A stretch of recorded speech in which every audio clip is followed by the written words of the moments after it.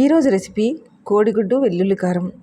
కోడిగుడ్లతో చేసే టేస్టీ వంటకాలలో కోడిగుడ్డు వెల్లుల్లి కారం ఒకటి. కోడిగుడ్లతో చేసే వంటకాలన్నీ రుచిగానే ఉంటాయి. అలాగే ఓసారి ఈ కోడిగుడ్డు వెల్లుల్లి కారం ట్రై చేయండి, రుచి చాలా బాగుంటుంది. దీన్ని చపాతీలోకైనా సరే, లేదా అన్నం సాంబార్ దాంట్లోనికి సైడ్ డిష్గా కూడా చాలా బాగుంటుంది. ఏ మాత్రం ఆలస్యం చేయకుండా వెంటనే రెసిపీలోకి వెళ్ళిపోదాం పదండి. ముందుగా ఒక మిక్సీ జార్లో ఒక హాఫ్ టీ స్పూన్ జీలకర్ర, ఒక హాఫ్ టీ స్పూన్ సాల్ట్, కారం వేసుకోవాలండి. కారము 1.5 స్పూన్ వేసాను నేను, కొంచెం కారంగానే ఉంటే బాగుంటుంది. అలాగే వెల్లుల్లిపాయ ఒకటి పొట్టు తీసేసి ఒక గడ్డ మొత్తంగా వేసేసాను. ఇవన్నీ ఫస్ట్ గ్రైండ్ చేసుకోవాలి.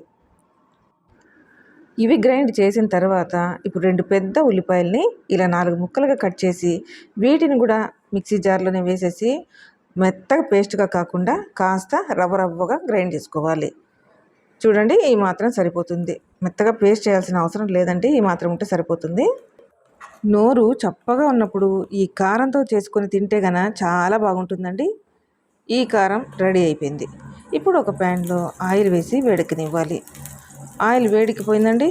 ఇప్పుడు ఒక హాఫ్ టీ స్పూన్ ఆవాలు, ఒక హాఫ్ టీ స్పూన్ జీలకర్ర వేసుకోవాలి. అలాగే ఒక 3 ఎండుమిర్చి ఇలా మధ్యకు కట్ చేసి వేసేసి కొంచెం కరివేపాకు వేసి ఇవన్నీ కాస్త చిటపలాడుతుండగా దీనిలోకి కాస్త పసుపు వేసేసుకుందామండి.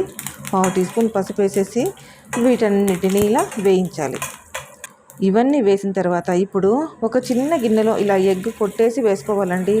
డైరెక్ట్గా ప్యాన్లోకి ఎగ్ ఇలాగే బ్రేక్ చేసి వేయచ్చు, కానీ ఎగ్ ఒక్కొక్కసారి చెడిపోయింది అనుకోండి, అప్పుడు మొత్తం కూర అంతా పాడైపోతుంది.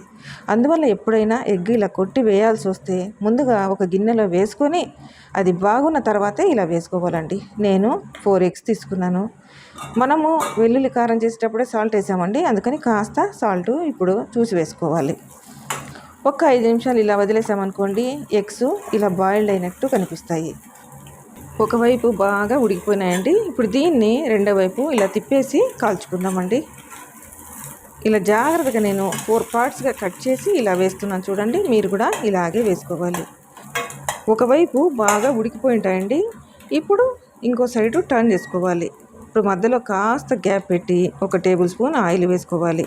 ఆయిల్ వేసుకున్న తర్వాత మనం గ్రైండ్ చేసుకున్నాం కదండి వెల్లుల్లి కారము, ఆ కారాన్ని ఇప్పుడు ఇలా వేయించుకోవాలి. ఎందుకంటే అన్నీ పచ్చివే వేసాం కాబట్టి కాస్త పచ్చివాసన వస్తుంటాయి, అందువలన ఇప్పుడు వేయించుకోవాలి ఆయిల్లో.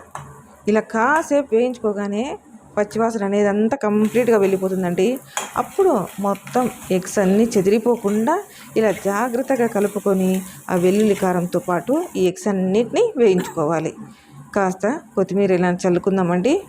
సిమ్లోనే పెట్టుకొని స్టవ్ని ఇలా మరి కాసేపు వేగిన తర్వాత పచ్చివాసన అనేది మనకు రాదు కదండి, అప్పుడు మనం స్టవ్ ఆఫ్ చేసుకోవచ్చు.